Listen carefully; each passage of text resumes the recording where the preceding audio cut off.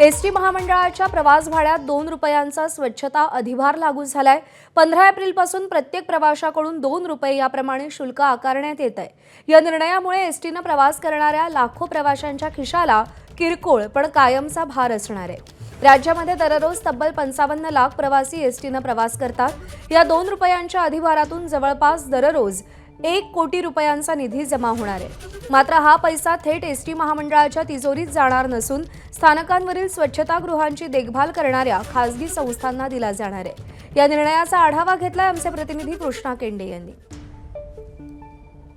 यापूर्वी 75 पेक्षा जास्त वय असणाऱ्या प्रत्येक व्यक्तीला एसटी महामंडळातून पूर्णपणे मोफत प्रवास करता येत होता। मात्र कालपासून त्यांना 2 रुपयाचं एक तिकीट फाडावं लागतंय। केवळ 75च नाही तर एसटीत बसणाऱ्या प्रत्येक व्यक्तीकडून आता 2 रुपये एक्स्ट्राचे घेतले जाणार आहेत। हे 2 रुपये जो आहे तो स्वच्छता कर आहे।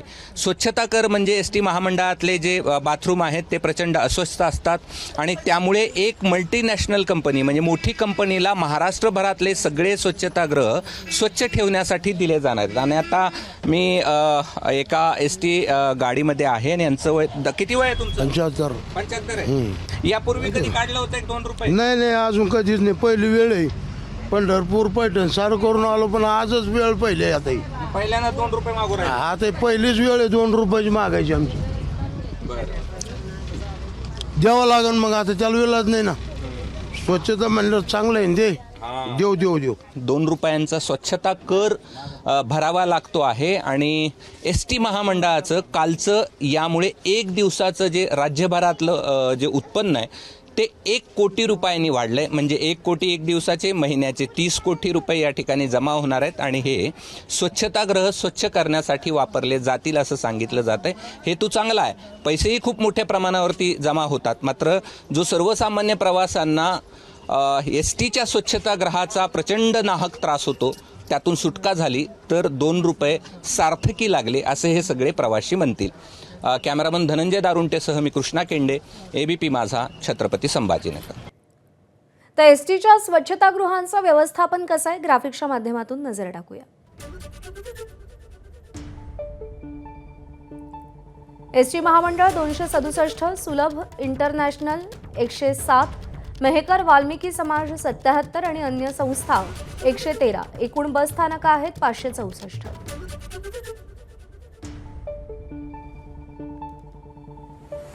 तर 2 रुपयांच्या स्वच्छता अधिभारातून किती कमाई होणार आहे त्यावरही एक नजर टाकूया। रोज 1 ते 1.25 कोटी रुपयांचा निधी जमा होऊ शकतो। महिन्याला 30 ते 35 कोटी रुपये। 564 बस स्थानकांना महिन्याला 6 ते 7 लाख रुपयांचा निधी मिळणं शक्य होईल।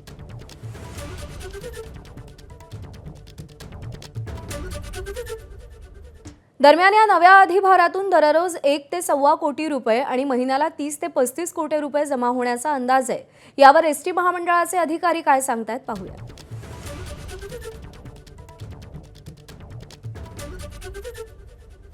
छत्रपती संभाजीनगर विभागामध्ये स्वच्छता अधिभार हा तिकिटामध्ये समाविष्ट करण्यात आलेला आहे। दैनंदिन प्रवासी संख्या आपली जवळपास 1,20,000ची आहे पूर्ण विभागामध्ये आणि त्या अनुषंगाने सर्व अंमलबजावणी आपली झालेली आहे।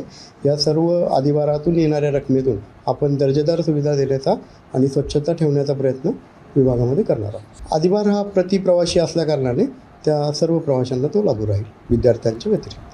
प्रवाशांकडून मात्र या निर्णयावरती संमिश्र प्रतिक्रिया येत आहेत। काहींनी 2 रुपयांच्या बदल्यात स्वच्छ सुविधा मिळणार असतील तर त्याचं स्वागत केलंय, तर काही प्रवाशांनी मात्र स्वच्छतागृह खरंच स्वच्छ राहतील का असा सवालही उपस्थित केलाय।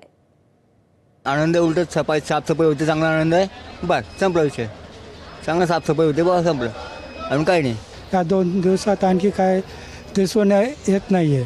यापुढे जे राहतील स्वच्छता करतील तर ते योग्य होईल, तर ते योग्य लावलं तर ठीक आहे। जर हे ट्राय करताय तर त्यांनी करावं पूर्ण, जर बोलत आहे तर, कारण भरपूर वेळा ते बोलतात आणि करत नाही, असं खूपदा झालेलं आहे या पहिले। तर एक वेळेस आणखी आपण त्यांना देऊन बघू। मला तर असं वाटतं की म्हणजे प्रत्येक बसमध्ये प्रवेश करणारे 2 रुपये तिकीटवर लावताय तर होऊ शकतं ना, कारण एक याच्यामध्ये 1 कोटी म्हणता पैसे जमताय तर होऊ शकतं, मला तर असं वाटतं। तुम्ही द्यायला तयार आहात? हो, कारण हे महिलांसाठी स्वच्छता आहे ना, महिलांसाठी, छोटाले मुलं वगैरे सगळ्यांसाठीच आहे ना.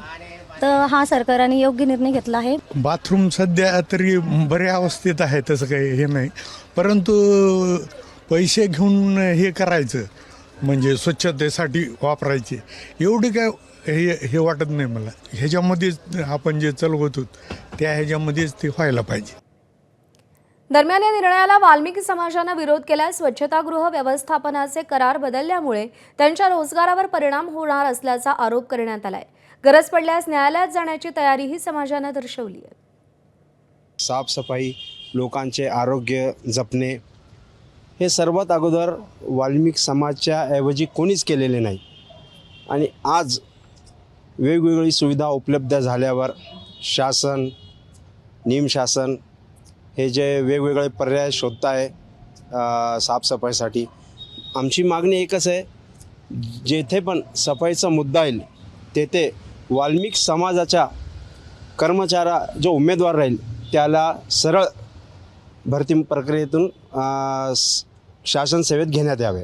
सुबह उठते हैं लोग 5 बजे तो भगवान का मुंह देखते हैं. एक हमारी समाज ऐसी है कि सुबह 5 बजे उठ के टॉयलेट का मुंह देखती है. तो राज्य सरकार, महाराष्ट्र सरकार से ये विनती है, ये वाल्मीकि समाज के ऊपर कब तक चलेगा ऐसी कि हमारे पास कुछ टेंडर, हम साफ़ सफाई करते तो हमको ही देना, ये ज़रूरी नहीं है कि दूसरे को ही देना. साफ़ सफाई दिल से हम करते हैं. मेरी मांग ये है कि वाल्मीकि समाज सफाई का काम करता है तो वाल्मीकि समाज को टेंडर दो, क्योंकि वाल्मीकि समाज को तुम यूज़ कर रहे हैं क्या. एबीपी माझा, उघडा डोळे बघा नीट.